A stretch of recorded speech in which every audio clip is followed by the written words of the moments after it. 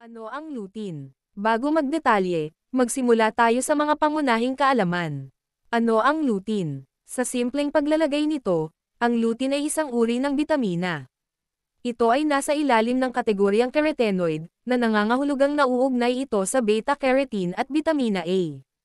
Ang mga carotenoid ay isa ring uri ng pigment ng halaman na nagbibigay ng kulay sa mga prutas at gulay. Ano ang zeaxanthin? Gayun din, ang zeaxanthin ay isa pang uri ng carotenoid, isang pigment na nagdudulot ng dilaw, pulang kulay ng mga halaman. Sa istruktura, ang dalawa ay halos magkatulad na may maliit na pagkakaiba lamang sa atomic arrangement. Kaya alam natin na ang lutein ay mabuti para sa atin, ngunit paano nga ba? Paano maging kapaki-pakinabang ang lutein para sa ating kalusugan sa mata pati na rin sa ating balat at utak? Ang isa pa sa mga benepisyo ng lutein ay maaaring mapabagal nito ang pagsisimula ng mga catarata, mga maulap na patak na maaaring lumitaw sa harap ng iyong mata, sa pamamagitan man ng mga suplemento o sa pamamagitan ng pagkain ng mga pagkaing mayaman sa lutein. Suporta sa diabetic retinopathy. Isang komplikasyon ng diabetes. Ang diabetic retinopathy ay kung saan ang likod ng mata ay napinsala ng mataas na antas ng asukal sa dugo, na maaaring humantong sa pagkabulag kung hindi matukoy. 13. Sa pag-aaral ng mga hayop na may diabetes, natuklasan ng mga mananaliksik na ang mga kumakain ng lutein at zeaxanthin supplement ay nagbawas ng mga palatandaan ng oxidative stress na maaaring makapinsala sa mga mata. Tulong sa eye detachments. Katulad nito, kapag pinag-aaralan ang mga daga na may mga eye detachment, natuklasan ng mga mananaliksik na ang isang iniksyon ng lutein ay humahantong sa 54% na mas kaunting pagkamatay ng cell kaysa sa mga daga na na-injected ng langis ng mais sa halip. Sinusuportahan ang mga problema sa uveitis. Ang uveitis ay ang pamamaga ng gitnang layer ng mata, ang uvea o uveal tract, na maaaring magdulot ng pananakit at maaaring makaapekto sa iyong paningin. Gayunpaman, ipinapakita ng mga pag-aaral na ang supplementation ng lutein at zeaxanthin ay maaaring makatulong upang mabawasan ang anumang pamamaga na kasangkot sa proseso. Ang iyong katawan ay hindi natural na gumagawa ng lutein, kaya kailangan mong isama ang mga tamang mapagkukunan sa iyong dieta upang umani ng mga benepisyo. Lutein, ang antioxidant na pinoprotektahan ang iyong mga mata at balat. Ang lutein ay isang antioxidant na natural. Pinoprotektahan at pinapabuti nito ang paggana ng mata. Ito ay bahagi ng isang pangkat ng mga sangkap na tinatawag na carotenoids. Ang lutein at iba pang mga carotenoid, tulad ng zeaxanthin, ay maaaring makatulong na maiwasan o mapabagal ang macular degeneration.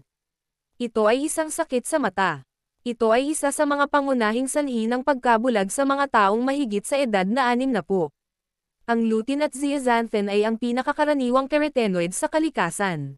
Matatagpuan ang mga ito sa mga berdeng madahong gulay, tulad ng broccoli, peas, lettuce, parsley, spinach, at kale. Matagpuan din ito sa mga pula ng itlog.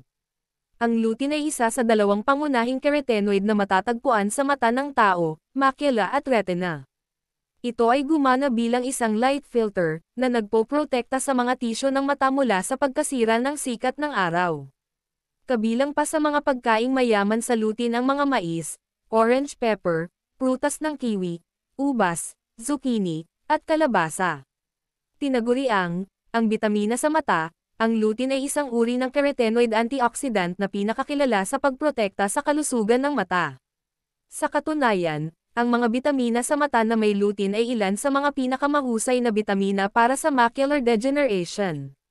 Itanong sa iyong sarili ang tanong na ito, ilang kulay ang nasa iyong mga paboritong pagkain? Sasabihin sa iyo ng sagot kung gaano karaming lutein ang nakukuha mo.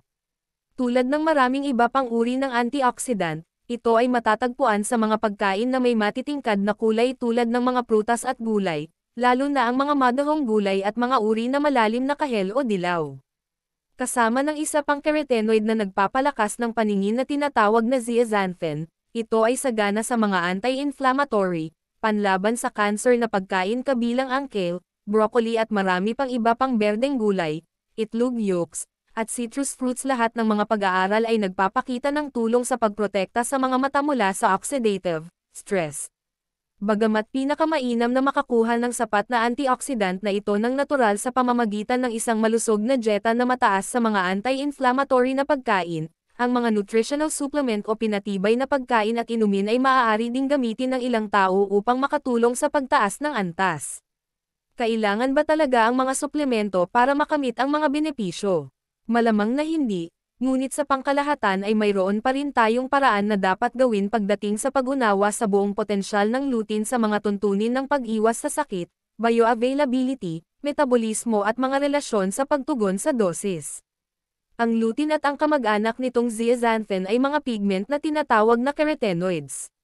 May kaugnayan ang mga ito sa iba pang mga carotenoid, tulad ng beta-carotene at lycopene. Kapag kumakain tayo ng mga pagkaing mataas sa lutein o iniinom ito sa anyo ng suplemento, pinaniniwalaan na medyo madali itong dinadala sa buong katawan, lalo na sa mga bahagi ng mata na tinatawag na macula at lens. Sa katunayan, mayroong higit sa 600 iba't ibang uri ng carotenoids na matatagpuan sa kalikasan, ngunit halos 20 lamang ang nakakapasok sa mga mata.